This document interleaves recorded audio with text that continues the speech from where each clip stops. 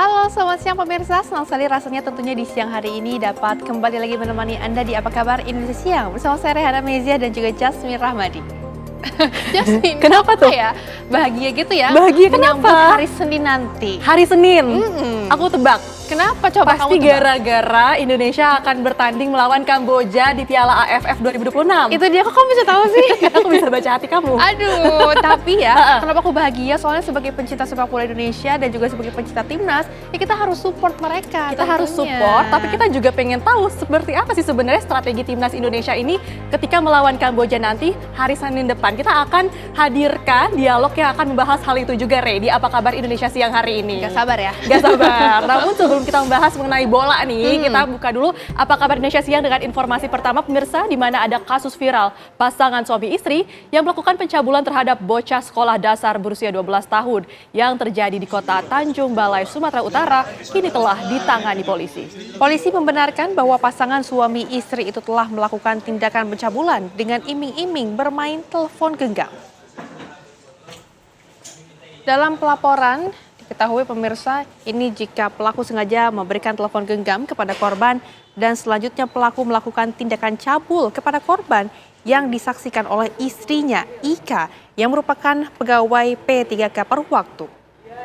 Peran Ika sebagai istri diduga memberikan korban kepada suaminya untuk melakukan pelecehan. Polisi kini memeriksa saksi korban dan sejumlah saksi lainnya untuk menguak motif di balik kasus ini. Peristiwa ini terungkap setelah ratusan warga mendatangi rumah pelaku di daerah Teluk Nibung, Kota Tanjung Balai, Sumatera Utara.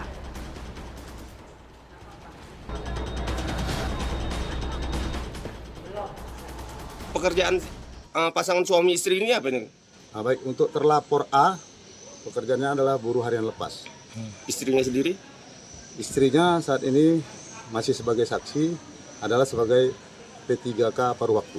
Peran istri ini sendiri, Komandan, apakah penyedia kasus pencabulan anak ini atau gimana? Sejauh ini masih pendalaman pemeriksaan oleh Satres Unit PPA Polres Tanjung Balai. Pemirsa, seorang siswa calon prajurit TNI AD asal Kabupaten Nias Barat ditemukan meninggal dunia di area Rindam 1 Bukit Barisan Siantar saat tengah menjalani pendidikan. Ya, keluarga pun curiga lantaran adanya kejanggalan pada jenazah korban, yakni ditemukan sejumlah luka lebam di sekujur tubuh.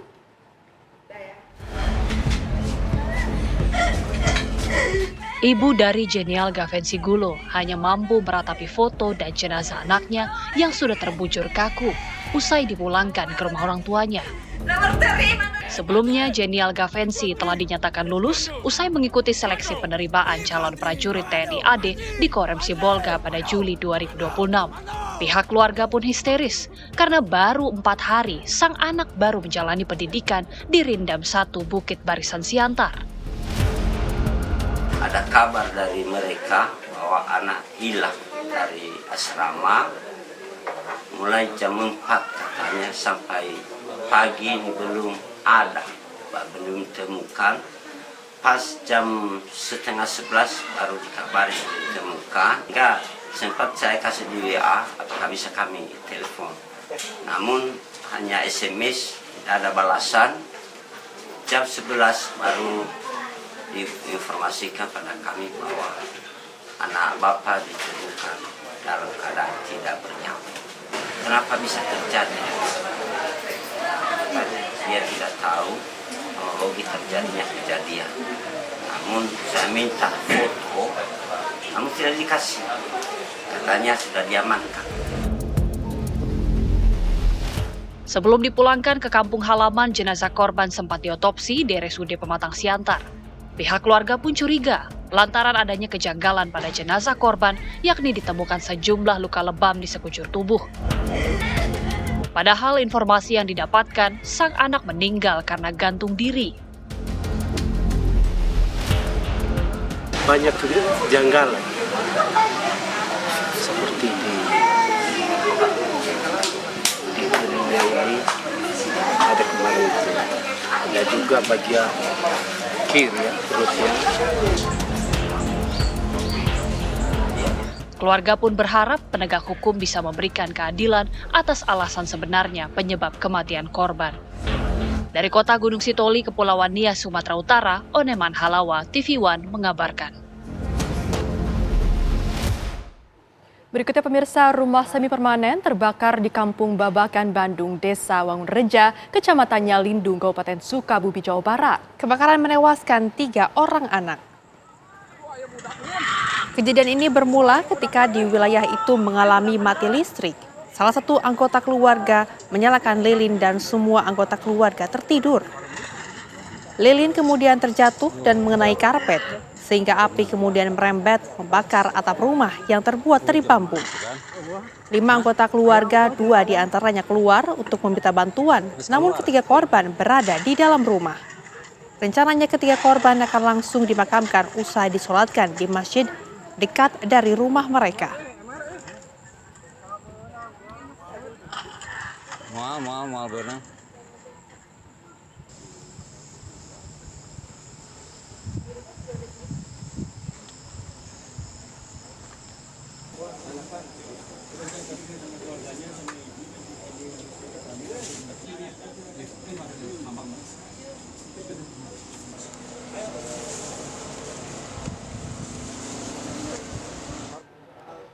Sebuah mobil mewah terobos lampu merah zebra cross di halte Transjakarta Jalan MH Tamrin, Menteng, Jakarta Pusat. Seorang petugas security yang berada di lokasi langsung menghampiri mobil tersebut. Kemudian cekcok pun pecah hingga viral di media sosial.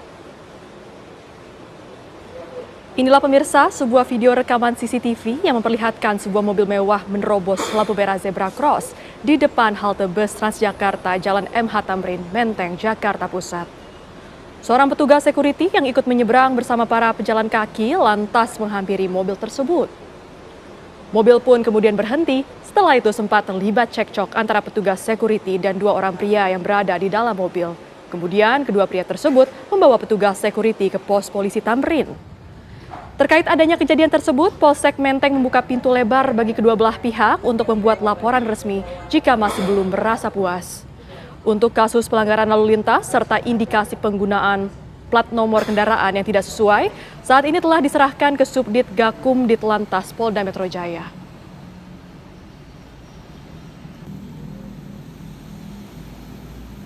Jadi bahwa kejadian menerobos lampu merah di halte itu terjadi pada hari Rabu kemarin siang hari sekira pukul 12. Kemudian setelah rangkaian itu dari kedua belah pihak menghubungi anggota Pospol kami, Pospol Tamrin, meminta bantu untuk dimediasi. Dari pihak manapun kami silakan untuk membuat laporan. Terutama dari pihak yang terkait kami persilakan untuk membuat laporan apabila ada hal yang merasa kurang puas atau yang kurang berkenan pada saat dilakukan atau pada saat proses mediasi. Kami persilakan dan akan kami tindak lanjut sesuai dengan prosesnya, prosedur hukum. Kemudian terkait dengan pelanggaran lalu lintas dari pengendara akan ditindaklanjuti oleh Subdit Gakum Lalu Lintas Polda Metro Jaya. Pemirsa, kejadian yang sempat viral terkait sebuah mobil mewah yang menerobos lampu merah zebra cross di halte Transjakarta Jalan MH Tamrin, Menteng, Jakarta Pusat memberikan pelajaran tentang pentingnya tertib aturan lalu lintas. Berikut pemirsa kami hadirkan liputan dari reporter kami Iman Fajar yang berada di lokasi lampu merah halte Transjakarta Jalan MH Tamrin, Jakarta Pusat. Ya, beberapa waktu yang lalu sempat viral pemirsa kejadian di mana sebuah kendaraan yang menerobos lampu merah di jalur penyeberangan orang di kawasan Bundaran HI di tempat kami melaporkan saat ini. Dan kita akan melihat seperti apa sih sebenarnya situasi dari jalur penyeberangan orang yang ada di dekat Bundaran HI ini. Sebagai informasi pemirsa bahwa kejadian tersebut berada di jalur penyeberangan orang yang di depan Hotel Pullman atau yang mengarah ke Sudirman hingga Senayan. Sementara di seberangnya lagi, yang di depan Plaza Indonesia ini juga ada jalur penyeberangan yang sama, namun itu merupakan kendaraan yang mengarah ke Monas. Kita akan berbincang-bincang dengan warga yang merupakan pejalan kaki yang sering menggunakan jalur penyeberangan ini. Permisi Kak, boleh ngobrol-ngobrol sebentar Kak? Dengan siapa nih? Kita Mas Rey. Okta. Mas Rey dan Kak Okta. Aku ke Kak Oktanya dulu ya. Sebelumnya pernah dengar nggak soal cerita yang viral kemarin, ada mobil menerobos lampu merah, kemudian ada berselisih dengan satpam? Pernah dengar ceritanya? Aku pernah kemarin. Kalau Mbak Okta sendiri melihat kejadian itu seperti apa? Apalagi kan kalau aku lihat ini Mbak Okta juga merupakan pengguna jalan ataupun juga pejalan kaki yang cukup sering ya. Kira-kira melihat seperti itu perasaannya gimana sih Kak? Ya pastinya khawatir sih Mas. Ya khawatir juga, kayak rada geram sedikit ya. Saya kan udah lampunya kan udah kayak gitu kan. Iya makanya. Mungkin kalau untuk Kak Rey, kira-kira harapannya untuk orang-orang ke depannya seperti apa sih? Apakah bisa lebih patuh lalu lintas atau seperti apa nih? Paling lebih waspada sama hati-hati aja sih Kak. Soalnya kita kan udah melalui jalan kaki ya, dan dalam lalu lintas juga. Jadi kayak hati-hati lah, waspada aja lah. Ya benar. Oke, Kak Rey, Kak Okta, terima kasih banyak atas waktunya. Selamat beraktivitas kembali. Itu dia pemirsa, apa kata warga mengenai peristiwa tersebut. Dan saya akan menunjukkan kepada Anda seperti apa situasi dari jalur penyeberangan orang yang merupakan tempat kejadian tersebut. Jadi untuk orang agar bisa menyeberang, ini harus memencet tombol dulu di sini. Kemudian nantinya di lampu lalu lintas sebelah sana akan menunjukkan waktu atau timer kapan lampu lalu lintas itu berubah. Dan ketika kita tekan tombol tersebut, saat ini masih menunjukkan lampu merah untuk pejalan kaki, sementara lampu hijau untuk kendaraan mobil maupun motor. Setelah timernya habis, nantinya lampu lalu lintas akan berubah, lampu hijau untuk pejalan kaki dan juga lampu merah untuk kendaraan. Yang terjadi tersebut, ketika lampu sudah hijau untuk pejalan kaki, maka pejalan kaki akan langsung menyeberang ke sisi yang satu lagi. Dan ketika kejadian saat itu terjadi, mobil tersebut ketika lampu sudah merah untuk kendaraan, namun mereka masih menerobos lampu merah tersebut sehingga mendapat teguran dari petugas keamanan. Tentunya kita harus mengapresiasi juga bagaimana petugas keamanan telah menjalankan tugasnya dengan baik, dan tentunya ini juga menjadi pelajaran bagi kita semua agar patuh terhadap rambu lalu lintas. Dari Jakarta, Iman Fajar, Syahrul Hidayat, TV One mengabarkan. Pemirsa, Jaksa Agung ST Burhanuddin melantik sejumlah pejabat tinggi Korps Adiaksa Jumat pagi. Di antaranya Asep Nana Mulyana menjadi Wakil Jaksa Agung dan Kuntadi sebagai Jaksa Agung Muda bidang tindak pidana khusus atau Jampitsus. Leonard Eben Simanjuntak dilantik sebagai Jampidum, Harli Siregar sebagai Kepala Badan Pendidikan dan Pelatihan Kejagung, serta Patris Yusrian Jaya sebagai Kepala Badan Pemulihan Aset Kejagung.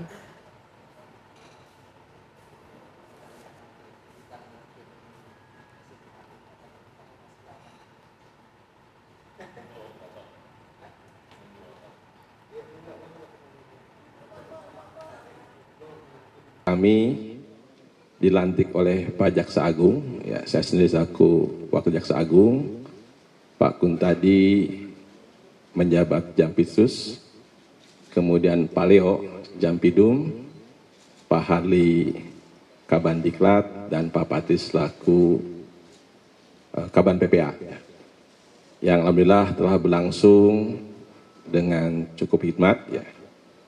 Dan tentu saja ini membawa banyak hal, ya, terutama bagi kami pejabat baru dilantik untuk melaksanakan, ya, berbagai arah kebijakan yang ditetapkan oleh Jaksa Agung, ya. Pemirsa, tim penyidik Jaksaan Tinggi Sulawesi Utara menyita uang tunai lebih dari 18,8 miliar rupiah dan emas seberat 89 gram. Kami akan hadirkan informasinya, tetaplah bersama kami di Apa Kabar Indonesia Siang. Anda kembali bersama kami pemirsa. Sebuah mobil pickup pengangkut paket perlengkapan kandang ayam mengalami kecelakaan tunggal di Jalan Sidomulyo, Gondangan, Kecamatan Pengasih, Kabupaten Kulon Progo. Ya, diduga kendaraan mengalami remblong saat melintasi turunan tajam hingga menabrak tiang listrik yang ada di sisi jalan. Sopir yang sempat terjepit berhasil dievakuasi dan dilarikan ke rumah sakit. Proses evakuasi Indriwan, pengemudi mobil pikap di Jalan Sido Mulyo Gondangan, Pengasih Kabupaten Kulon Progo, Yogyakarta berlangsung dramatis. Korban akhirnya berhasil dikeluarkan setelah sempat terjepit kabin kendaraan. Korban pun langsung dievakuasi petugas PMI Kulon Progo menuju RSUD Wates guna mendapatkan perawatan intensif. Kecelakaan tunggal ini terjadi saat mobil pikap melaju di jalan menurun, kendaraan diduga mengalami remblong dan melaju tak terkendali. Berniat menghindari kecelakaan dengan pengguna jalan di depannya, sopir terpaksa membanting setir ke kiri hingga akhirnya menabrak tiang listrik yang ada di sisi jalan. Akibat kejadian ini, korban mengalami luka pada bagian wajah dan kaki kiri yang sempat terjepit badan kendaraan.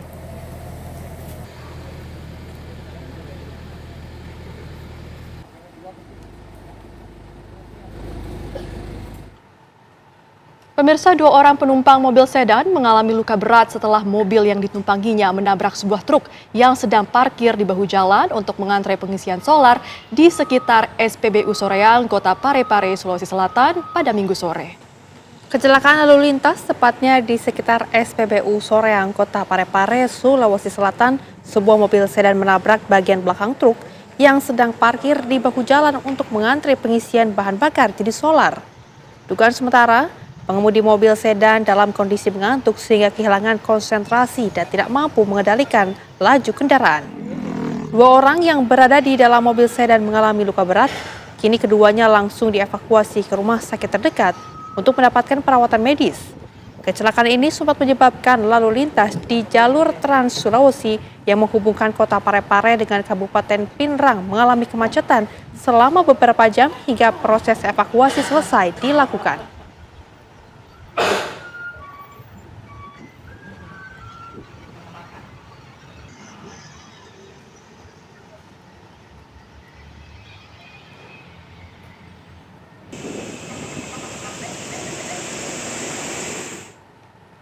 Antrian panjang truk yang hendak mengisi bahan bakar minyak atau BBM jenis solar masih terjadi di sejumlah SPBU di Kota Parepare, Sulawesi Selatan. Kondisi ini membuat para sopir truk harus menunggu hingga berjam-jam, bahkan rela menginap demi mendapatkan solar. Beginilah pemirsa, suasana antrean kendaraan truk di SPBU Soteang, Kota Parepare, Sulawesi Selatan. Puluhan truk terlihat mengular di badan jalan untuk menunggu giliran mengisi BBM jenis solar hingga memasuki wilayah perbatasan Kabupaten Pinrang. Mereka mengaku harus menunggu hingga berjam-jam, bahkan ada yang memilih menginap di sekitar SPBU agar tidak kehabisan jatah solar. Para sopir mengaku pendapatan mereka ikut berkurang karena waktu banyak tersita untuk mengantre. Para sopir berharap pihak terkait segera mengambil langkah agar antrean panjang seperti ini cepat diantisipasi hingga aktivitas distribusi barang dapat berjalan normal.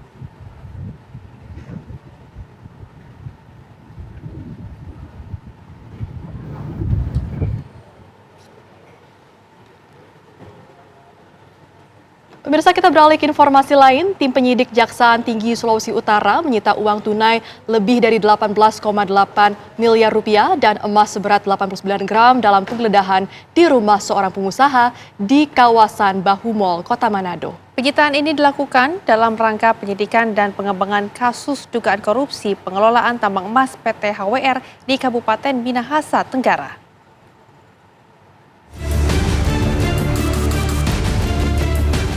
Tim penyidik pidana khusus Kejaksaan Tinggi Sulawesi Utara menggeledah rumah mewah milik pengusaha berinisial JA alias Jimmy Asiku di kawasan Bahu Mall, Kecamatan Malalayang, Kota Manado pada Kamis malam tadi. Dalam penggeledahan tersebut, penyidik menyita uang tunai sebesar 18 miliar rupiah dari 3 lokasi berbeda di Kota Manado dan emas seberat 89 gram. Sebagian besar uang itu ditemukan di dalam berangkas. Penggeledahan berlangsung selama kurang lebih 8 jam dari pukul 17 hingga 1.30 WITA Jumat dini hari tadi dikawal ketat personel TNI. Kepala Seksi Penyidikan Pitsus Kejati Sulawesi Utara, Oi Kurnia Ainer Zega mengatakan penggeledahan dan penyitaan ini berkaitan dengan penyidikan serta pengembangan kasus dugaan korupsi pengelolaan tambang emas PT HWR periode 2019 hingga 2025 yang sebelumnya telah menjerat 3 orang tersangka. Selain menyita uang tunai belasan miliar rupiah, penyidik juga menyita dokumen-dokumen yang diduga berkaitan dengan pengelolaan tambang emas PT HWR. Pelaksanaan penggeledahan ini adalah merupakan pengembangan dari tindak pidana korupsi PT HWR, tindak pidana korupsi pertambangan yang dilakukan oleh PT HWR ya di tahun 2019 sampai 2025. Dan dari hasil penggeledahan di 3 lokasi ini yang kami peroleh, yang pertama ada dokumen-dokumen pertambangan terkait PT HWR juga kami temukan. Kemudian adanya perlengkapan pemurnian emas. Kemudian kami mendapatkan dore emas dengan nilai 89 gram. Dan yang paling signifikan yang kami peroleh yaitu uang sejumlah 18 miliar 866.836.000 rupiah. Penyidik kini mendalami dugaan keterlibatan JA dan ibunya Chi Chien dalam kasus dugaan korupsi pengelolaan tambang emas PT HWR. Seluruh barang bukti hasil penggeledahan langsung dibawa menggunakan mobil tahanan Kejaksaan Tinggi Sulawesi Utara. Sementara uang tunai belasan miliar rupiah langsung dititipkan ke Bank BSI Manado. Dari Manado, Sulawesi Utara, Marwan Dias Aswan, TV One mengabarkan.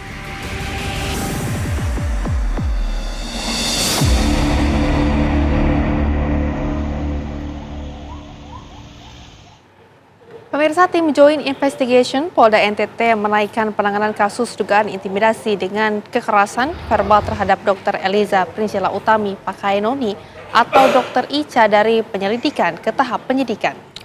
Keputusan itu diambil setelah dilaksanakan gelar perkara dan menyimpulkan adanya bukti permulaan yang cukup bahwa peristiwa yang dilaporkan keluarga merupakan tindak pidana. Dari rangkaian penyelidikan dan bukti permulaan yang cukup dengan keterangan dari sejumlah saksi, Polda NTT menemukan adanya tindak pidana penganiayaan dan pengancaman verbal. Penyidik selanjutnya akan fokus mengumpulkan alat bukti guna mengungkap secara terang peristiwa pidana dan menentukan pihak yang bertanggung jawab dalam kasus ini dengan penetapan tersangka.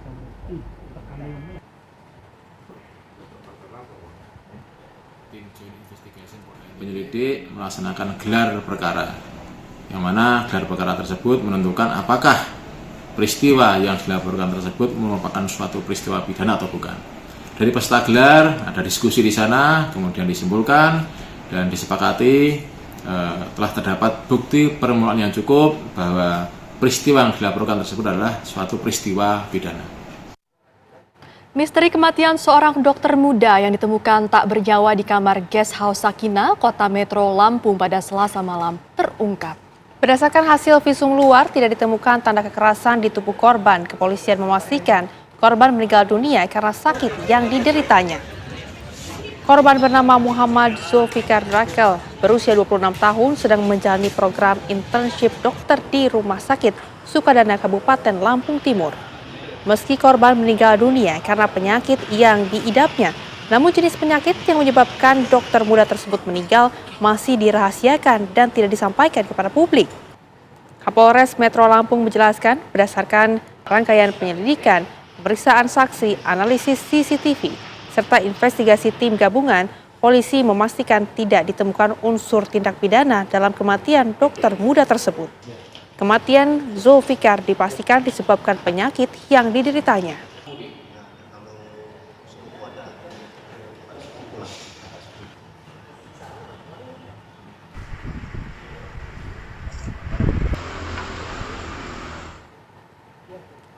Pemirsa, warga Bandung beberapa pekan terakhir resah begal menghantui warga yang beraktivitas terutama saat dini hari. Apa yang dilakukan Forkopimda Bandung? Sesaat lagi sejeda, tetaplah bersama kami. Terima kasih Anda masih bersama kami di Apa Kabar Indonesia Siang. Pemirsa, belakangan Bandung menjadi kota horor di media sosial. Kota Kembang kini dikabarkan rawan begal. Warga terutama perempuan menjadi khawatir saat harus pulang malam usai bekerja atau berkegiatan di kampus. Pembegalan yang kian marak itu juga mendorong polisi Bandung memperketat patroli. Kejahatan-kejahatan seperti pencurian sepeda motor hingga pembegalan kini sedang menjadi momok warga Bandung. Warga jadi was-was saat harus berkendara atau sekedar berjalan kaki di malam hari. Di media sosial bahkan sempat ramai, seorang pria yang sedang berjogging pagi-pagi sekali malah dibegal di jalanan kota Bandung. Warga kota Bandung yang harus beraktivitas hingga malam dipaksa putar otak untuk melindungi diri. Beragam tindakan dilakukan mulai dari memesan ojol banyak-banyak guna memastikan keselamatan saat pulang malam. Iya, soalnya tadi habis ada yang dibegal, jadi ya Bandung lagi rawan begal guys, karena berhubung lagi nobar juga ya. Ini mau pulang jam 2 pagi ditemenin sama kakak. Makasih ya kak. Makasih ya pak. Pesan ojek 3 guys. Aduh, soalnya tadi temanku ada yang kena di jalan BKR kan, terus ada yang kena juga di jalan Cijerah. Cuman kalau yang di Cijerah itu belum tahu jam berapanya, masih belum ada info. Kalau yang di jalan BKR tadi kena di jam 2. Semakin banyak warga yang takut membuat polisi mengumumkan agar warga menghubungi 110 bila membutuhkan bantuan polisi. Tanpa buang waktu, warga langsung memanfaatkan layanan tersebut untuk memastikan keamanan mereka. Dewan minta di-call polisi. Berapa menit ya nunggunya? Jam 22.18. Nelponnya dari jam 21.38. 22.34. Datang. Yes. Serius? Ini kalau pakai mobil. Sok, ayo. Udah antar sampai sini.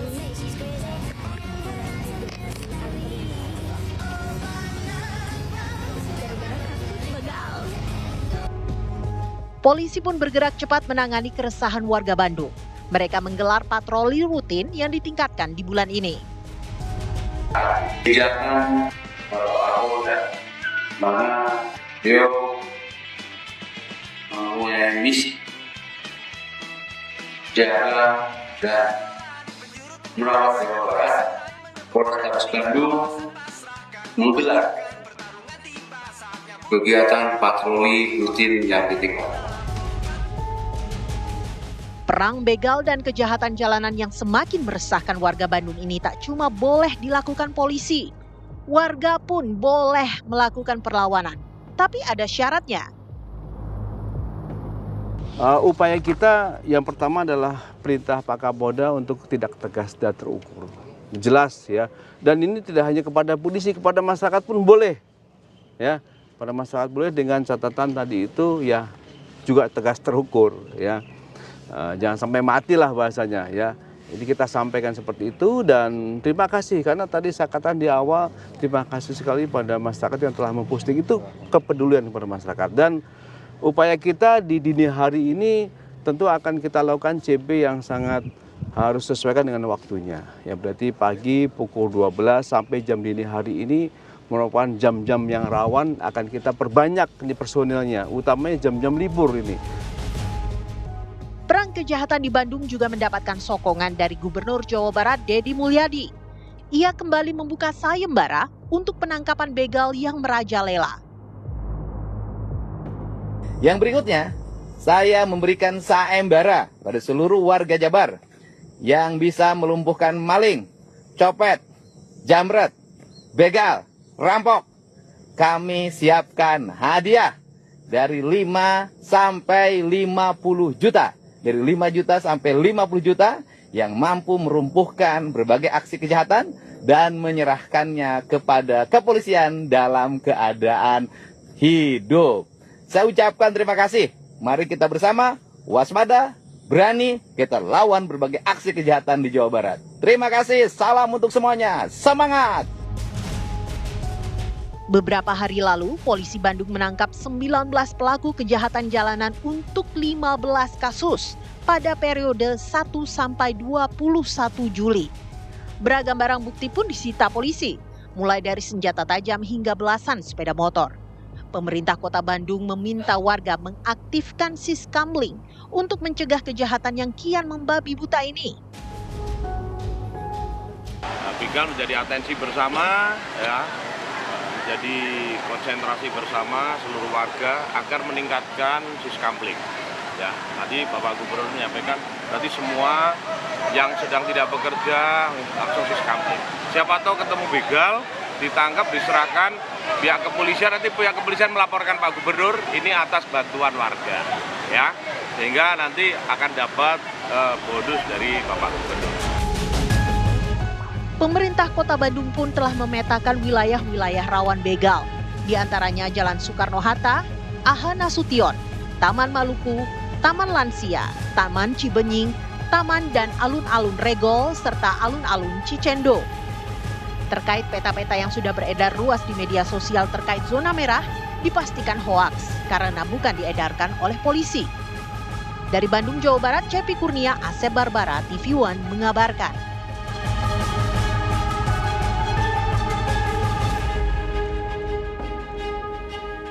Pemirsa, Bandung darurat begal, warga pun harus menggunakan beragam cara untuk melindungi diri, terutama saat harus keluar ke jalan di jam-jam rawan. Salah satu warga yang menjadi kreatif untuk mencari cara melindungi diri adalah Adinda Religia. Selamat siang, Teteh.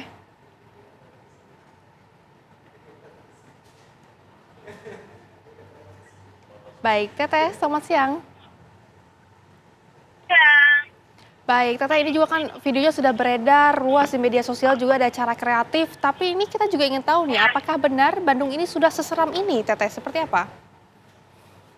Kalau lihat di sosial media ya, Bandung tuh banyak daerah yang lagi rawan begal katanya kayak gitu. Tapi memang seberapa sering sih Teteh ini harus pulang malam begitu sehingga khawatir dengan maraknya begal? Nah, untuk pulang malamnya sendiri kemarin tuh kebetulan di bulan ini lagi kebagian pulang malam kayak gitu di minggu yang ini, minggu sekarang ini dari hari Senin. Ya. Lagi sering pulang malam artinya ya. Tapi pernah nggak sih Teteh merasa gitu ada yang mengikuti saat Teteh di tengah jalan atau juga menjadi was-was selama pulang malam itu gimana, Teh? Kalau merasa ada yang ngikutin tuh ada aja kayak ngerasa. Cuman kalau was-was pasti ya. Apalagi ada berita sekarang gitu lagi maraknya banyaknya pembegalan, bukan cuma pada saat tengah malam, subuh, bahkan ada berita yang pagi-pagi itu dia udah ada berita begal gitu. Teh Dinda mungkin bisa diceritakan sedikit nih untuk pemirsa yang belum tahu, cara kreatif apa sih yang Teh Dinda lakukan untuk menghadapi rawan begal ini? Oke, kemarin sih keidean gitu ya. Kemarin tuh ngeliat story Instagramnya dari teteh aku sendiri, kakak aku sendiri, kalau Sundanya teteh. Kemarin tuh dia nge-storyin 110 panggilan polisi kalau misalkan ada hal yang darurat atau membutuhkan kehadiran polisi. Nah, kemarin tuh emang pertama kali kerja malam pada bulan ini gitu. Kemarin pertama kalinya kerja malam pada bulan ini. Jadi kan baru-baru ini banget ya ada pemberitaan begalnya. Jadi aku kayak, aku coba aja ya minta bantuan polisi untuk diantar iring-iringan gitu sampai ke rumah kayak gitu. Jadi ya udah dicoba. Saat itu dicoba langsung. Oke. Ini kan viral ya, terus sejauh mana sih pendapat dari keluarga dan juga teman-teman yang melihat video, kemudian Teteh juga tadi kan ada banyak banget ya yang ngawal justru ya. Rame ya? Rame. Iya betul, videonya sudah rame banget. Ya maaf ini kecil banget ya. Gimana Teh tanggapan keluarga, teman-teman Teteh melihat strategi yang dilakukan Teteh ini? Kalau tanggapan keluarga, maksudnya kayak orang tua sendiri tuh kaget sebenarnya. Orang tua sendiri tuh kaget sebenarnya kayak, ngapain telepon polisi gitu? Ada apa telepon polisi gitu kan?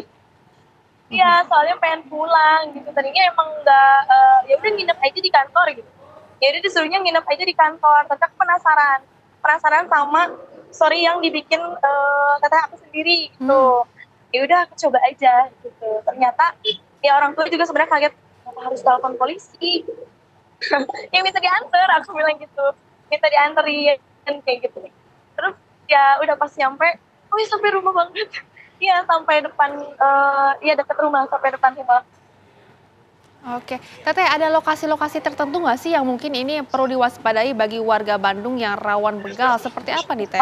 Kalau aku sendiri karena aku sendiri orang Kopo di Kopo Maragahayu, itu katanya di jalanan daerah Soekarno-Hatta itu kan panjangnya, daerah Soekarno-Hatta itu panjang.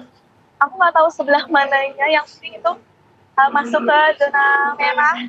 Di beritanya tuh dia masuk ke zona merah, terus juga flyover Kopo. Dan itu kebetulan aku melewati bagian bawahnya, bagian jalan bawahnya. Nah, untuk flyover Kopo sendiri, sebelum aku masuk kerja malam, itu dikabarkan zona merah, Kak, kayak gitu. Teh Dinda kan tadi udah sebutin nih daerah-daerah yang dianggap rawan ya. Kira-kira apa sih Teh yang harus dilakukan oleh warga Bandung? Mungkin ada tips-tips begitu ya untuk saling menjaga menghadapi rawan begal di Bandung akhir-akhir ini. Kayak gitu, kayak jadi memang khawatir, Kak. Oke, Teh Dinda mungkin ada sedikit tips dan triknya yang bisa di-share kepada kita semua agar semuanya juga jadi aman ya.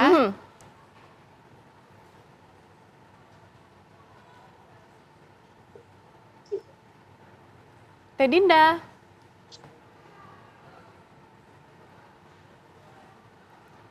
Oke, sepertinya ada gangguan koneksi ya sama Teh Dinda, tapi pesannya tertangkap ya. Betul sekali. Harus saling jaga, dan tentunya mungkin bisa ada beberapa strategi hal-hal yang bisa dilakukan untuk menghadapi rawan begal di Bandung ini. Terima kasih tipsnya Teh Dinda.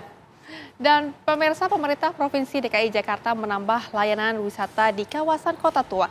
Salah satunya adalah uji coba konsep wisata kuliner di atas bus. Informasi selengkapnya usai jeda, tetaplah bersama kami di Apa Kabar Indonesia. Terima kasih Anda kembali di Apa Kabar Indonesia Siang. Pemirsa, hari keempat operasi SAR pencarian nelayan hilang pasca terbaliknya kapal karena dihantam gelombang tinggi di perairan Gerajagan, Banyuwangi, Jawa Timur akhirnya membuahkan hasil. Seorang nelayan yang sebelumnya dinyatakan hilang berhasil ditemukan namun dalam kondisi meninggal dunia. Satu jasad nelayan bernama Lukman, warga Kecamatan Tegal Limo berhasil ditemukan tim SAR yang melakukan pencarian di sepanjang garis pantai Gerajagan. Korban langsung dievakuasi menuju dermaga Gerajagan dengan menggunakan perahu karet oleh tim SAR. Dengan ditemukannya korban, operasi SAR pencarian dua nelayan hilang akibat terbaliknya kapal setelah dihantam gelombang tinggi dinyatakan ditutup.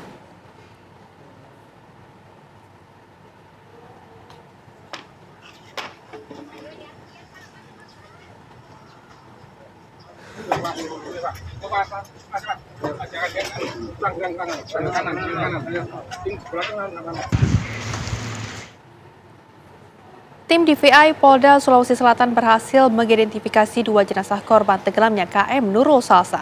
Kedua jenazah pun telah diserahkan kepada pihak keluarga untuk dimakamkan. Kedua jenazah yang tiba dalam kantong jenazah pada Rabu pagi langsung menjalani pemeriksaan forensik untuk memastikan identitasnya. Berdasarkan hasil identifikasi, jenazah pertama teridentifikasi atas nama Hasriati, perempuan usia 44 tahun. Sedangkan jenazah kedua teridentifikasi atas nama Bau Intang, 50 tahun. Setelah identitas keduanya dipastikan, tim DVI menyerahkan jenazah kepada masing-masing keluarga yang diwakili oleh personel Polres Selayar.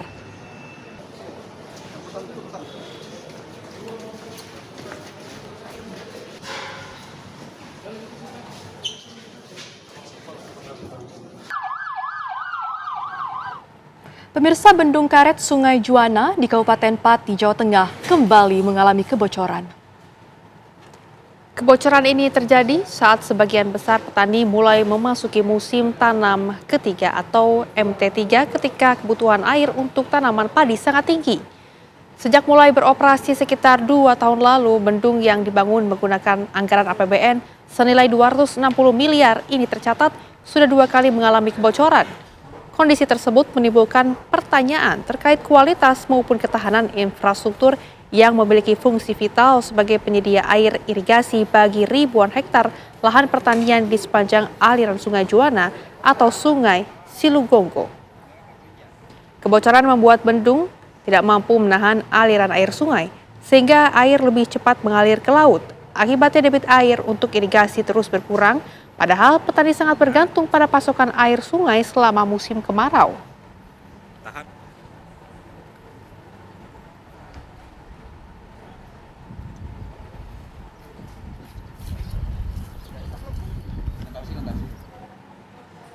Pemirsa, kabar baik untuk Anda karena pemerintah Provinsi DKI Jakarta menambah layanan wisata di kawasan Kota Tua. Ya, selain menghadirkan bus wisata atap terbuka rute Jakarta Batavia, juga diperkenalkan uji coba konsep wisata kuliner di atas bus.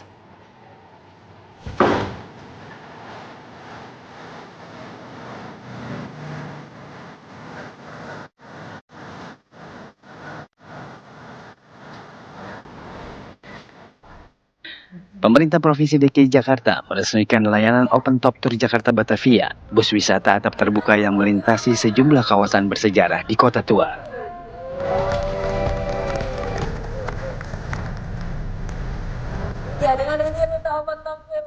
Layanan ini menjadi rute keempat Open Top Tour Transjakarta dan diharapkan menambah pilihan transportasi wisata bagi masyarakat maupun wisatawan yang berkunjung ke ibu kota. Dari Sarinah menuju Kota Tua dan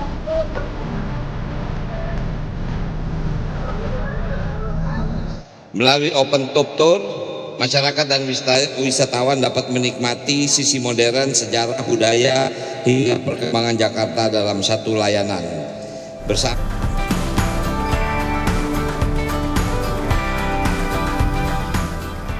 Pada kesempatan yang sama, Pemprov DKI juga menguji coba Open Dining of Jakarta, konsep wisata kuliner di atas bus yang dipadukan dengan perjalanan menyusuri kawasan bersejarah. Layanan ini dijadwalkan mulai beroperasi untuk umum pada awal Agustus. Leo Sibarani, TV One mengabarkan.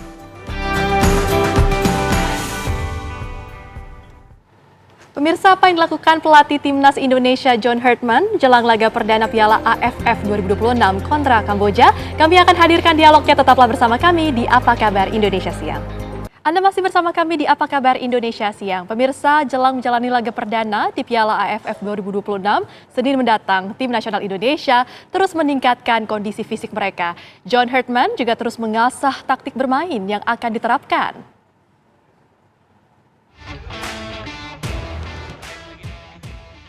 Beberapa hari jelang berlaga di Piala AFF 2026, sebanyak 23 pemain terus mengikuti pemusatan latihan tim nasional di Bali United Training Center di Kabupaten Gianyar, Bali. Di bawah arahan John Hartman, para pemain terus digembleng baik itu fisik maupun taktik. Tidak hanya itu, satu uji coba telah dijalani oleh pasukan Garuda bersama tim Bali United yang berakhir dengan kemenangan timnas 3-0. Indonesia harus waspada terhadap para lawan di grup A, karena sebagian juga akan menampilkan wajah berbeda dengan hadirnya pemain naturalisasi. Provides us with the opportunity to grow together, but more importantly for this group of men to say I'm ready to compete, and you'll only do that by being tested. I'm excited. I think Vietnam have just naturalized 3 Brazilians, and they'll be a real tough opponent. I think they've won 4 of their friendly games coming into this. Sementara itu, Jordi Amat mengaku optimis bisa bermain maksimal dan meraih gelar juara. Yes, 100% yes. We have a great group, very talented group, and also I think that we have a clear idea of football, so that's very important for us. And just looking forward to start the tournament. Pasukan Garuda akan menjalani laga pertama kontra Kamboja 27 Juli nanti. Dari Gianyar, Bali, Alfani Sukri, TV One mengabarkan.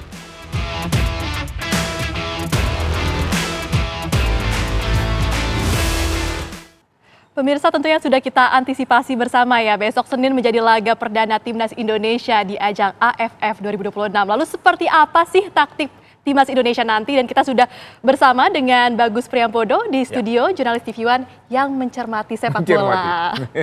Halo Mas Bagus, halo, apa kabar? Alhamdulillah sehat. Selamat siang. Selamat siang juga. Mas Bagus, kira-kira seberapa penting sih laga Indonesia versus Kamboja di Piala AFF 2026 yang akan digelar hari Senin mendatang? Oke, Yasmin, tentunya ini berkaitan dengan target dari timnas kita ya, di ajang ini maunya seperti apa. AFF sudah berlangsung kurang lebih 15 kali sejak tahun 96 dan Indonesia belum pernah jadi juara sama sekali. Tapi Indonesia pernah menjadi runner up sebanyak 6 kali, terbanyak ya. Itu rekor. Untuk runner up ya. Untuk runner up. Tapi kita nggak pernah juara. Artinya ini adalah momen untuk kita meraih gelar sebenarnya. Karena kan kebetulan dalam perjalanannya saya lihat bahwa timnas kali ini bisa dikatakan jauh lebih kompleks dan lebih komplit pasukannya. Jadi memang peluang untuk meraih gelar cukup besar. Jadi apakah penting laga pertama besok? Penting sekali karena dalam sebuah turnamen first game itu bisa menentukan langkah mereka selanjutnya seperti apa. Lebih kompleks dan lebih komplit. Nah, kira-kira seberapa besar sih kemenangan Indonesia yang kita harapkan ya hari Senin nanti ini bisa juga menentukan kepercayaan diri timnas Indonesia ke depannya? Ya, pertama kita juga harus tahu bahwa bagaimana turnamen ini digelar ya. Tidak seperti Piala Dunia yang satu tuan rumah kan. Kita ini dalam grup A ini kita bertemu dengan ada Kamboja, ada Vietnam, ada Timor Leste, ada Singapura. Di mana kita 2 kali menjadi tuan rumah, 2 kali harus memainkan laga tandang. Kita menjadi tuan rumah ketika menghadapi Kamboja dan menghadapi Vietnam. Ini saya bilang penting karena kita sebisa mungkin memanfaatkan laga kandang untuk meraih kemenangan sehingga akan sedikit mempermudah, saya bilang sedikit saja, mempermudah ketika kita harus menjalani laga-laga yang tandang, laga keluar dari Indonesia. Setelah lawan Kamboja kita akan ke Thailand untuk menghadapi Timor Leste. Kemudian kita akan kembali pulang ke Indonesia menghadapi Vietnam dan terakhir melawan Singapura di Singapura. Ini yang kenapa menjadi sangat penting adalah bagaimana timnas kita memanfaatkan situasi terbaiknya untuk meraih kemenangan. Itu yang paling penting. Kalau untuk saat ini nih, untuk pertandingan yang melawan Kamboja yang paling dekat nih Mas Bagus, bagaimana Anda melihat kesiapan timnas Indonesia? Saya pikir Kamboja kita nggak bisa menganggap enteng, tapi memang sejarah membuktikan bukan lawan yang memberatkan Indonesia. Kita terakhir menang sama mereka dengan skor 2-1 di tahun 2022 ya. Dan Kamboja setiap melawan kita itu relatif hanya sekali imbang, sisanya kalah. Jadi kita 17 kali kita menang sama Kamboja. Jadi sebenarnya bukan lawan yang terlalu berat bila dibandingkan dengan Vietnam misalkan. Tapi sejak tahun 2019, Kamboja ini kan bekerjasama dengan Federasi Sepak Bola Jepang ya. Dan mereka itu bermain jauh lebih rapi. Dulu lawan Kamboja kita bisa sambil tidur nonton tuh skornya tiba-tiba 8-0 aja. 5-0. Tapi sekarang sudah semakin sulit. Semakin sulit dan mereka juga semakin mampu mencetak gol ke gawang kita. Artinya dalam konteks permainan ada perkembangan yang mereka tunjukkan. Ini yang mesti diwaspadai. Itu walaupun saya pikir pemain kita, timnas kita sekarang jauh lebih kuat dibandingkan 2 tahun lalu misalkan. Tapi kita nggak bisa anggap enteng hal tersebut. Itu aja. Apa sih kelebihan terbesar dari timnas Indonesia jika dibandingkan dengan timnas Kamboja sehingga Mas Bagus katakan bahwa sebenarnya Kamboja bukan lawan yang terlalu berat? Overall sih hampir semuanya kita unggul dari segi skill individu, taktikal, cara bermain, jam terbang juga kita jauh lebih bagus dan di tahun ini kita akan banyak memainkan pemain yang punya pengalaman internasional ya karena banyak pemain naturalisasi yang bergabung dengan timnas kita kali ini. Artinya ya memang kita memiliki satu packaging yang jauh lebih bagus karena kita punya pengalaman yang pasti pemain punya pengalaman individu yang cukup bagus di berbagai level pertandingan dan saya pikir dalam beberapa uji coba terakhir John Herman sudah mulai menemukan bagaimana komposisi yang paling pas buat timnas kita. Komposisi yang paling pas. Nah ini yang juga menarik nih. Strategi dari John Herman, kira-kira seperti apa Mas Bagus yang akan diimplementasikan pada laga hari Senin depan nanti? John Herman dalam beberapa laga terakhir suka menggunakan basic pola 3-4-3 atau 4-4-2 tapi asimetris ya. Jadi ada back sayap yang kemudian posisinya agak lebih maju ke depan dan sifatnya lebih agresif untuk membentuk serangan itu. Itu artinya kita menempatkan lebih banyak penyerang ketika kita dalam posisi positif gitu ya. Dengan posisi 3-4-3 kita punya 3 basic penyerang dengan ditambah 2 back sayap kan begitu. Nah, ini yang saya pikir melawan Kamboja kita bisa unggul, bisa eksploitasi di situ. Nah, sekarang tergantung bagaimanakah atau siapakah pemain yang akan bertugas sebagai dirijen untuk bisa menjadi anchor game-nya seperti apa. Siapa? Apakah Tom Hay ataukah Mark Klok yang akan disorong ke depan. Kita juga punya Marcelino yang juga sangat bagus di sepertiga akhir pertahanan lawan. Nah, ini yang kita cari bagaimana komposisi terbaik. Ketika kita membahas mengenai lini depan, Mas Bagus, kira-kira seberapa siap sih lini depan timnas Indonesia untuk menghadapi Kamboja nanti? Ya, lini depan kita tuh menarik ya, karena kita sebenarnya pemain senior tuh ada Ramadan Sananta, terus juga ada Jens Raven yang lebih muda. Kita masih menantikan siapa yang akan dipanggil, karena sebenarnya dari 47 pemain yang dipanggil John Herman, hanya 26 yang akan dipakai untuk di ajang AFF. Hanya 26? Hanya boleh 26. Namun begitu, harus diakui bahwa cara bermain yang ditawarkan itu menarik karena kemarin membuat pemain seperti pemain di level kedua atau bukan level kedua tapi pemain di lapis kedua, di lapisan kedua ya, para gelandang seperti Marcelino, ada Beckham Putra, itu mereka bahkan bisa lebih agresif dibandingkan para penyerang-penyerang kita, bisa lebih produktif. Karena kita tidak bisa menggunakan oleh Romeni karena ini bukan laga under FIFA kan ya. Ya kan, artinya beberapa pemain internasional nggak bisa dipakai nih. Padahal biasanya oleh Romeni cukup diandalkan. Iya, diandalkan kan begitu. Jadi kita akan menggunakan ada Ramadan Sananta, ada Jens Raven di situ. Kita lihat sekarang bagaimanakah para gelandang-gelandang pendukungnya. Ada Marcelino, ada Beckham Putra, ada Egy Maulana Fikri misalkan. Kita lihat apakah sistem bermain yang ditawarkan oleh John Herdman itu membuat mereka bisa produktif. Kira-kira ada nggak sih Mas Bagus pemain dari Kamboja nih, timnas Kamboja yang berpotensi merepotkan lini pertahanan timnas Indonesia? Overall sebenarnya nggak ada. Nggak ada, oke. Overall itu nggak ada, tapi hati-hati dia punya banyak pemain sayap yang bagus, yang cepat. Jadi salah satu kekuatan Kamboja dalam beberapa game saya lihat adalah transisi positif. Ketika mereka punya kesempatan untuk menyerang, dia punya 1-2 pemain di flank itu yang cukup cepat untuk bisa mengacak-acak kita. Itulah saya pikir pentingnya gelandang kita untuk segera menghentikan serangan balik dari Kamboja. Itu. Dan jangan lupa juga yang mesti diperhatikan bahwa kalau dulu serangan balik Kamboja itu relatif hanya sekedar menyerang. Hanya sekedar menyerang. Tapi sekarang mereka jauh lebih rapi. Jadi lebih rapi, lebih berstrategi juga ya Mas Bagus. Kira-kira kalau membahas lini belakang nih, bagaimana kira-kira timnas Indonesia untuk mengantisipasi adanya serangan-serangan yang mungkin tidak terduga dari timnas Kamboja? Well, kita menyiapkan 2 bek sayap, ada Yakob Sayuri di situ, terus juga ada Eliano dan juga Donny Tripamungkas ya untuk flanknya. Sementara bek tengah kita mungkin kita akan mengandalkan Rizky Ridho sebagai leadernya dan juga Jordi Amat. Tapi biasanya ini Jordi akan ditempatkan sebagai second choice.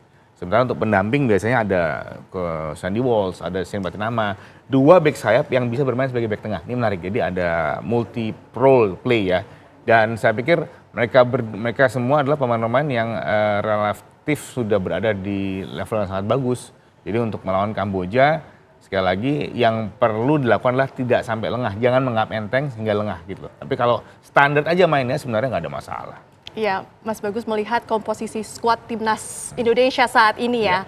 Apakah menurut Mas Bagus ini sudah cukup solid dan juga bisa menjaga kekompakan, terlebih juga di bawah pelatih yang bisa dikatakan cukup baru ya, John Herdman? John Herdman mendapatkan sebuah keuntungan ya. Kalau kita bandingkan dengan AFF sebelumnya, itu masa berlatih mereka sangat singkat karena mereka turnamen ini berlangsung di bulan Desember hingga ataupun Januari, di tengah-tengah kompetisi. Nah, tapi ini kan digeser ke bulan ini ya, bulan Juli, artinya para pemain itu sedang menikmati liburan sebenarnya, mostly. Jadi mereka bisa sempat break ya kemarin, sehingga bisa berkumpul lebih lama. Liga Indonesia juga masih break, masih masa persiapan. Jadi pemain-pemain ini kan sudah berkumpul sejak awal bulan sebenarnya. Jadi saya pikir kalau dalam konteks menjaga kompakan solid, harusnya John Herdman sudah bisa membuat anak-anak ini memiliki chemistry dalamnya. Memiliki chemistry, karena chemistry ini penting ya Mas Bagus dalam sebuah pertandingan. Karena untuk Piala Dunia saja mereka cuma berlatih 2 minggu loh.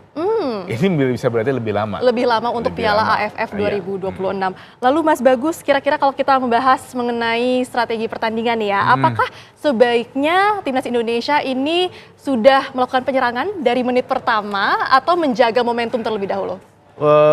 Kalau melihat dari gaya main John Herdman beberapa game terakhir, dia cukup agresif ya. Artinya ketika menit pertama kalau bisa kita langsung segera menyerang, dan itu juga pilihan yang bagus. Sekali lagi ini mumpung tidak meremehkan Kamboja, tapi karena lawannya relatif tidak sekualitasnya berbeda dibanding Indonesia, kita bisa mencoba ke sana. Kita bisa mencoba untuk menekan lawan dari menit pertama, kita membuat sirkulasi serangan yang gencar, itu menjadi rasanya menjadi pilihan yang tepat sih lawan Kamboja. Menjadi pilihan yang tepat. Lalu melihat antusiasme masyarakat Indonesia yang begitu tinggi ya Mas Bagus, tentunya juga berharap banyak untuk menangkan Indonesia di Piala AFF 2026 ini. Bagaimana Mas Bagus melihat kesiapan timnas Indonesia tidak hanya ketika melawan Kamboja, namun ke depannya selama perjalanan Piala AFF 2026? Begini, mungkin ini agak berbeda sama yang lain, tapi saya tuh selalu menganggap karena Piala AFF bukan agenda resmi FIFA, Jadi saya berpikir sebenarnya kita tidak perlu mengirimkan tim utama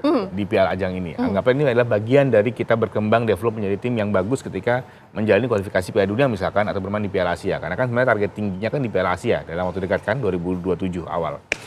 Namun begitu mumpung ternyata kita bisa mengumpulkan para pemain-pemain terbaik. Jadi kebetulan para pemain-pemain diaspora itu kan setahun kemarin banyak bermain di Liga Indonesia. Padahal kualitasnya kan berbeda begitu ya. Nah ini yang mungkin bisa kita manfaatkan. Mumpung kita bisa mengumpulkan para pemain terbaik kita, ya kenapa tidak? Dan yang tidak kalah penting adalah bagaimana kemudian John Hartman bisa memanfaatkan ajang ini untuk membuat atau memperbanyak pilihan pemain dia.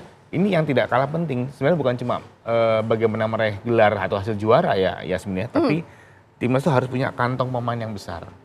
Kita harus pilih turnamen, pilih ajang. Mana Terakhir, yang Mas Bagus, gitu. prediksi gol. Susah ya? Tapi rasanya bisa di atas 2 gol sih. Di atas 2 gol untuk timnas Indonesia. Iya, Tentunya betul. itu kita harapkan ya Mas Bagus, kemenangan Indonesia ketika nantinya melawan timnas Kamboja pada hari Senin depan. Kita akan nantikan bersama-sama dan tentunya kita harapkan untuk pertama kalinya Indonesia bisa memenangkan Piala AFF 2026. Amin. Terima kasih Mas Bagus Priambodo sebagai Sportcaster TV One. Anda kembali bersama kami di Apa Kabar Indonesia Siang. Pemirsa, Kepala Badan Gizi Nasional Sudaryono melakukan inspeksi mendadak ke beberapa dapur Satuan Pelayanan Pemenuhan Gizi atau SPPG di Bogor, Jawa Barat. Ya, sidak dilakukan untuk memastikan standar keamanan pangan, kebersihan hingga kualitas pelayanan program makan bergizi gratis tetap terjaga. Dalam sidak tersebut, Sudaryono menyebut mayoritas dapur MBG sudah berjalan dengan baik. Namun BGN tidak akan ragu menutup dapur yang tidak mampu memenuhi standar yang ditetapkan. BGN menegaskan pengawasan akan terus dilakukan secara berkala untuk memastikan seluruh dapur MBG memenuhi standar keamanan, gizi, dan kualitas pelayanan bagi para penerima manfaat.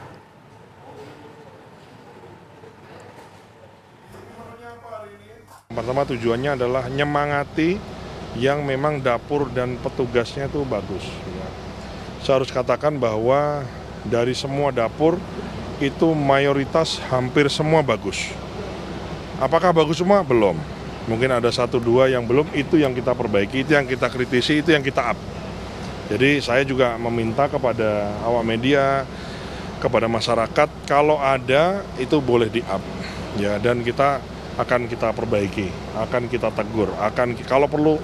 Kalau memang nggak bisa kita perbaiki, kita tutup itu dapurnya. Kalau memang tidak bisa memenuhi standar keamanan, standar gizi, standar mutu, dan juga delivery yang baik. Ya. Kepala Badan Gizi Nasional Sudaryono meninjau langsung pelaksanaan program makan bergizi gratis di SD Negeri Bantar Jati 9, Kota Bogor, Jawa Barat. Dalam kunjungan ini, Sudaryono memastikan kualitas menu dan pelayanan MBG berjalan dengan baik sekaligus menyerap masukan dari berbagai pihak sekolah. Dan berikut laporan rekan Faisal Rinaldi dan juru kamera Ziko Fernando. Baru beberapa hari menjabat, Kepala Badan Gizi Nasional atau Kepala BGN Sudaryono langsung tancap gas melakukan berbagai macam giat. Salah satunya tadi sidak. Kemudian hari ini, pada pagi hari ini, melakukan kunjungan atau tinjauan secara langsung di salah satu sekolah atau SDN negeri di Kota Bogor, Jawa Barat. Kita akan pertunjukkan terlebih dahulu kepada Anda bagaimana suasana terkini di mana Kepala BGN Sudaryono saat ini sedang menikmati makan bergizi gratis bersama anak-anak, dan kita akan berbincang secara langsung bagaimana perasaannya dan juga bagaimana rasa dari makan bergizi gratis ini. Selamat pagi Pak. Pagi, selamat pagi. Ini kayaknya lagi asik banget nih Pak, nyobain MBG. Udah habis ini, udah habis. Apa menunya Pak? Menunya hari ini burger ya, burger tapi patinya kayaknya homemade patinya, bukan patty daging yang ultra processed food, bukan. Kelihatan sekali patinya bikinan sendiri gitu. Bagus. Anak-anak juga suka ya. Kamu suka kan? Suka. Albi. Burger. Sama apa lagi selain burger? Ayam. Ayam goreng. Udah. Telur suka. Suka buah semuanya. Oke, terima kasih. Oke. Makan bergizi supaya supaya badannya sehat, pintar, cerdas, rajin belajar, nanti sukses ya. Oke? Mungkin boleh disampaikan soal giat pada pagi hari ini Pak, melakukan tinjauan untuk melihat pendistribusian MBG di sekolah dasar ini Pak. Ya, saya lagi di hari ketiga saya, ini hari ketiga saya jadi Kepala Badan Gizi Nasional. Ya, alhamdulillah ya, saya melihat tadi di dapur 3 kali, lihat dapur, sidak dapur, ya untuk nyemangati semua. Pada dasarnya kan yang baik kita harus katakan baik, dan ini juga ternyata anak-anak juga suka sama menu MBG-nya. Oke gitu, ada keju, ada ini, terus anak-anak juga ternyata saya tanya semua pada suka, ya ada yang suka ayam, ada suka telur, suka burger ya kan. Terus saya tanya beberapa, ada yang sarapan dari rumah, ada juga yang nggak sarapan, tapi walaupun sarapan tetap dapat makan bergizi gratis. Anak-anak juga suka. Kamu di sekolah sebelum berangkat sekolah sarapan nggak di rumah? Sarapan. Sarapan. Ya. Walaupun sarapan tetap ada MBG suka. Pak, ini ada request gak sih Pak dari anak-anak? Menu apa sih Pak yang mereka pengen Pak? Menu yang paling disuka apa dari MBG? Terus apa lagi? Ayam. Kamu ikan. Kamu? Ayam. Chicken. Ya, chicken bahasa Inggris itu. Ya. Kalian apa? Menu yang paling disuka apa? Ayam. Burger senang nggak burger? Ada yang senang, ada yang nggak gitu kamu. Yang gini. Pokoknya makan yang banyak, bergizi ya. Terus kemudian rajin belajar, hormat sama guru, hormat sama orang tua ya. Oke? Sukses nanti jadi polisi, jadi ini. Waduh. Kamu namanya siapa Putra? Terima kasih banyak Pak. Makasih ya. Ya, pemirsa, tadi adalah perbincangan kami dengan Kepala Badan Gizi Nasional, Sudaryono, yang saat ini sedang meninjau secara langsung bagaimana proses pendistribusian MBG di tingkat sekolah dasar. Dari Bogor, Jawa Barat, Faisal Rinaldi, Ziko Fernando, TV One mengabarkan. Pemirsa, kebakaran hutan dan lahan di Kabupaten Aceh Barat, Aceh, dan Kabupaten Pulang Pisau, Kalimantan Tengah semakin meluas. Ratusan petugas gabungan diterjunkan untuk memadamkan titik api. Namun keterbatasan air di tengah musim kemarau menjadi kendala upaya pemadaman yang dilakukan oleh petugas.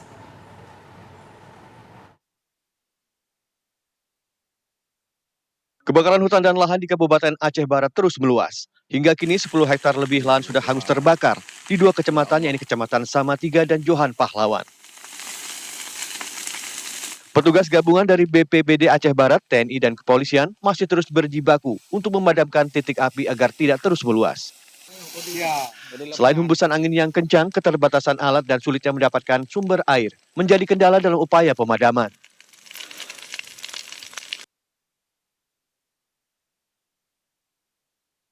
Selama kurang lebih 3 pekan terakhir, kebakaran hutan dan lahan gambut di Desa Tumbang Nusa, Kabupaten Pulang Pisau belum juga berhasil dipadamkan.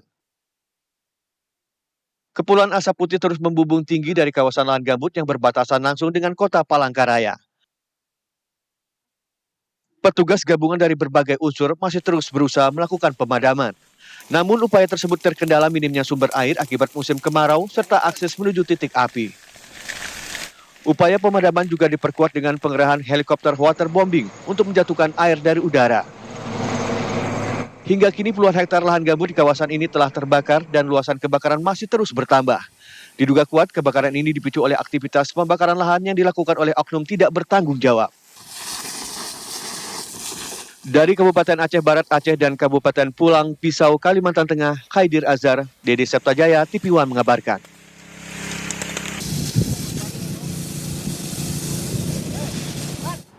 Dan informasi tadi sekaligus menutup jumpa kita di Apa Kabar Indonesia Siang. Mewakili kru bertugas saya Jasmine Rahmadi. Dan juga saya Rehana Mezi, pamit undur diri. Terima kasih dan sampai jumpa.